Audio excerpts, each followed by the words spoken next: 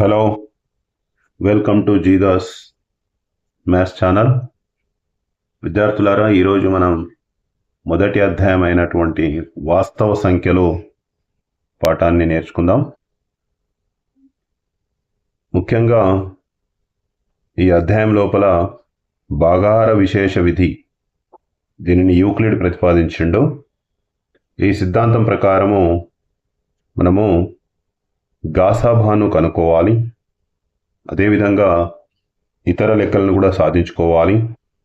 భాగాహార విశేష విధి ప్రకారం ఏబి అనే రెండు ధన సంఖ్యలు ఇచ్చినప్పుడు A is equal to B Q plus R అవుతుంది.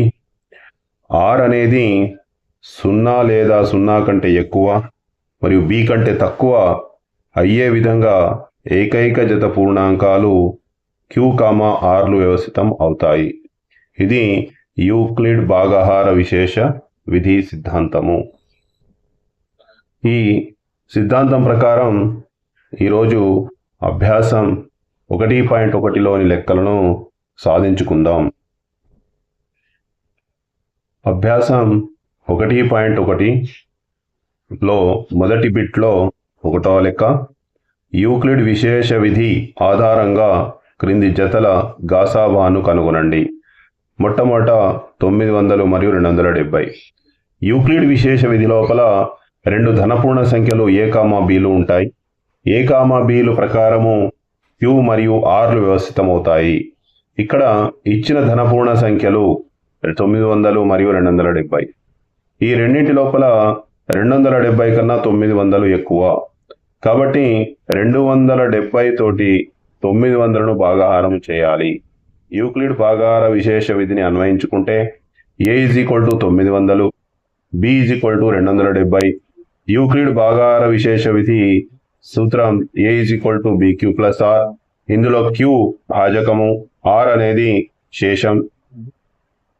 900ను 270తో భాగాహారం చేసుకుంటే 273లో 810, 90 మిగులుతుంది.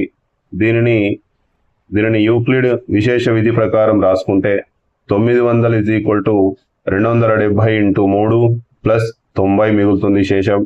ఇక్కడ శేషం అనేది 0కు సమానం కాలేదు.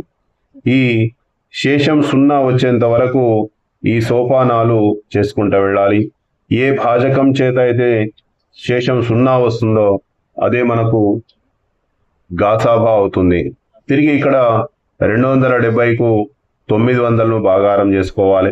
270ను 90కి భాగాహార విశేష విధిని అన్వయించుకుంటే 270 మరియు 90కి యూక్లిడ్ భాగాహార విశేష విధి అన్వయించగా 270 is equal to 90 into 3 plus 0. ఇది ఏ విధంగా వచ్చిందంటే చూడండి, 270ను 90 చే భాగిస్తే 93లో 270 0 వచ్చింది. ఈ శేషం 0 అనేది 90 భాజకం ద్వారా వచ్చింది. కాబట్టి ఇచ్చినటువంటి 900 మరియు 270 యొక్క గాసాబా ఎంత అవుతుందంటే 90 అవుతుంది. ఈ విధంగా శేషం 0 వచ్చే వరకు ఈ సోపానాలను చేసుకుంటూ వెళ్ళాలి. ఈ అభ్యాసంలో 2వ లెక్క కూడా ఉంది, 3వ లెక్క కూడా ఉంది. ఇదే విధానం లోపల మనము సాధించుకుంటూ వెళ్ళాలి. 2వ లెక్కను గమనించండి. 196 మరియు 38,220ల గాసాబాను కనుక్కోవాలి. ఇక్కడ 38,220 196 కంటే పెద్దది. కాబట్టి A is equal to 38,220, B is equal to 196 అవుతుంది. అంటే 196 తోటి 38,220ను భాగించగా మన విశేష విధి ప్రకారము A is equal to 38,220, B is equal 196 భాగించగా శేషం 0 వస్తుంది. అంటే ఇక్కడ భాజకం 196 చే భాగిస్తే శేషం 0 వచ్చింది. కాబట్టి ఈ ఇచ్చినటువంటి 196 38,220 యొక్క గాసాబా 196 అవుతుంది. సో ఇక్కడ గమనించండి ఏ విధంగా భాగించుకున్నాం మనం. ఓకే, 38,220 మరియు 196ల గాసాబా 196. ఇదే పద్ధతిలో 3వ లెక్కను గమనించండి. మొత్తం చేయడం జరిగింది. దీన్ని ప్రాక్టీస్ చేయండి. ఈ సోపానము చివరికి మనకు 0 వచ్చే వరకు చేయవలసి ఉంటుంది. ఈ 3 సమస్యలు మనకు మొదటి బిట్లో ఇవ్వడం జరిగింది. ఖచ్చితంగా ఎగ్జామ్లో వచ్చేటటువంటి అవకాశం ఉన్నది కాబట్టి మంచిగా ప్రాక్టీస్ చేసి కరెక్ట్గా చేయండి. Thank you.